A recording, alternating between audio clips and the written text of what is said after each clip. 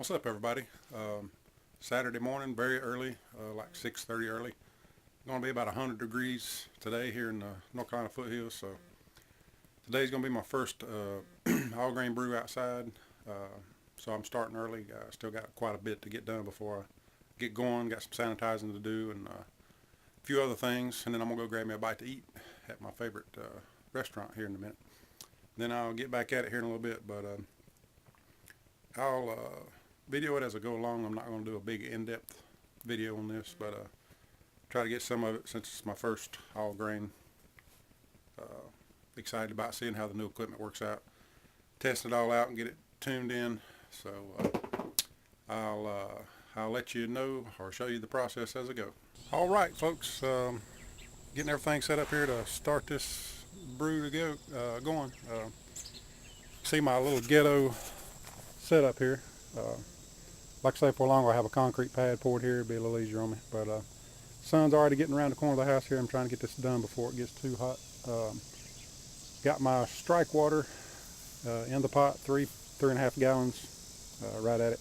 1.25 quarts per pound. Got 11 pound grain bill, or right at 11 pounds. Got the old propane tank hooked up. Gonna fire it up and get it up to about 175 degrees. My strike temperature is 150 degrees, or my mash in temperature. So I'm gonna get my strike temperature to, or my strike water up to about 170 some to preheat my mash tun. And my strike temperature when I put the grains in needs to be about 162 degrees. So we'll see. I'll catch you back in a minute. All right, I got the strike water on the burner heated up and dumped into the mash tun, and I don't know if you can see that, but I am at 171, 172.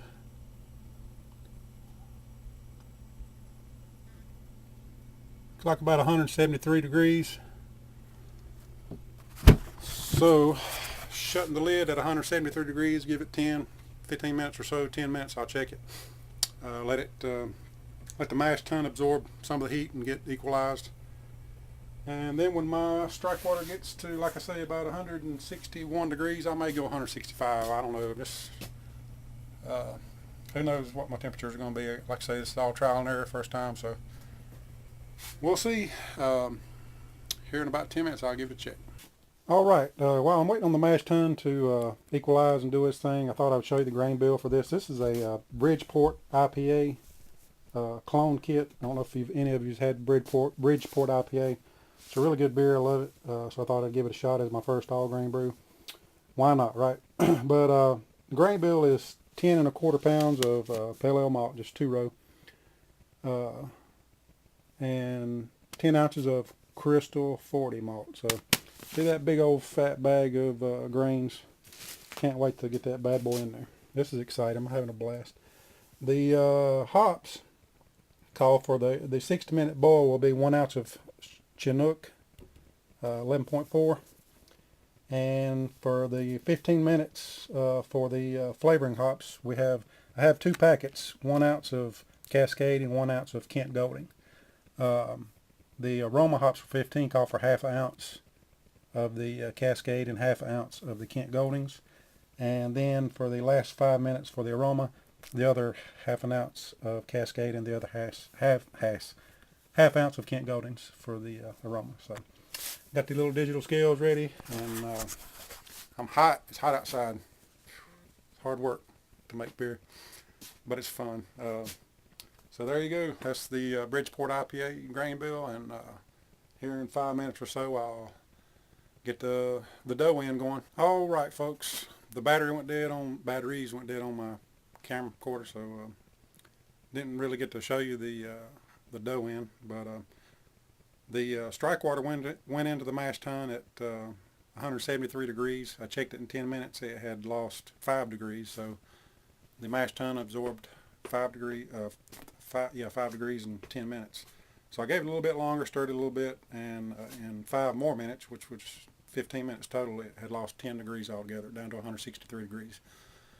So I went ahead and did my dough in, put the grains in, and it started up well, and my strike temperature was 150 degrees, which is what the recipe calls for. It's at 150 for an hour, so I'm going to take this time to get reorganized, get some things sanitized, get my hops measured out, and just relax a minute, that sort of thing. So there's the mash tun. I did throw a little hot towel over it. I don't know if that'll make a difference or not, but there she is. I believe I will, just for the why not, get some water heated up, just in case the temperature does drop. I may just let it fly and not even open the lid and see what kind of loss I have in an hour, since this is really a first run. I'd like to see what kind of loss I have, with this size batch. So may just let her ride like it is, and see what I have after an hour, and just adjust the next time. So all right, back in a little bit. All right, folks, just wanted to show you what I was doing with the hops. I did buy some 1 gallon paint strainers from Lowe's. Going to go that route for the hop additions on this brew.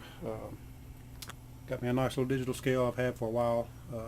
Used it a few times, but since the flavoring and aroma hops are half and half on the Kent Goldings and Cascade, I need to get half and half in the bag. So I'll just throw the bag on the scale,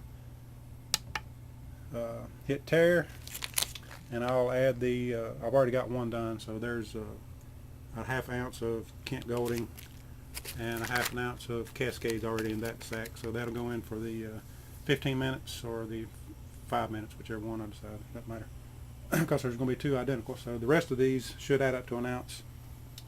Throw them in the paint bag, or the paint strainer bag, tie a knot at the top. Give me some feedback on this, folks. I've read a little bit on how people do different ways. Maybe the hops don't get absorbed as much into the wort if you use paint strainers. You read all kinds. Like I say, everything about home brewing is scrutinized in so many different ways. There's so many ways of doing it, but I'm gonna give this away a shot, and we'll see how it goes. But give me some suggestions or comments on the hopping that you do in a kegel with the dip tube, so it'll. I didn't know about clogging and all that stuff, so that's kind of why I went with the paint strainer. I know there's going to be some cold break material too, so we'll see how it goes. All right, folks. It has been 1 hour. The grain has sat in the mash tun for 1 hour, and I'm getting ready to do a temperature reading to see how much temperature loss I had over 1 hour in this mash tun. 52 quarts, 3.5 gallons of water. So I'm going to take my temperature. I'll let you see that. Nice looking grain bed going on there. So let's see what we got. Come on up there, baby. 141, 43, 44, 46, 47.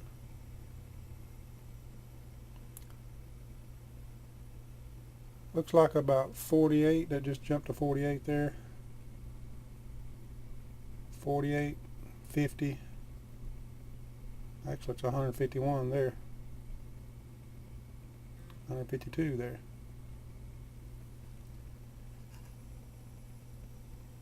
I don't know if you can see this way my hand is, but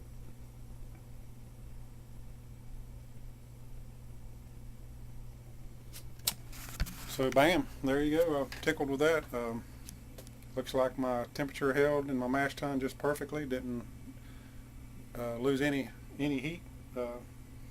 So what I'm going to do now is my boil off. Got my half-inch silicone tubing set up. Got my little cutout jug. I'll do a runoff until it gets clear, however long it takes. Recirculate it back into the mash tun using the old ladle here, just to keep it from disturbing it too much. I'll get some strike water, sparge water, heated up. Beersmith said 4.16 gallons of sparge water at 168 degrees when I punched this into Beersmith. The recipe from Austin Home Brew says 5 gallons of sparge water at 175 degrees. So what do? I'm going with the 5 gallons just to make sure I have enough water. I have no idea how much it's going to be, so I'm going to go with 5 gallons, and like I say, tweaking this system, so we'll live and learn. I'll get back with you in a minute.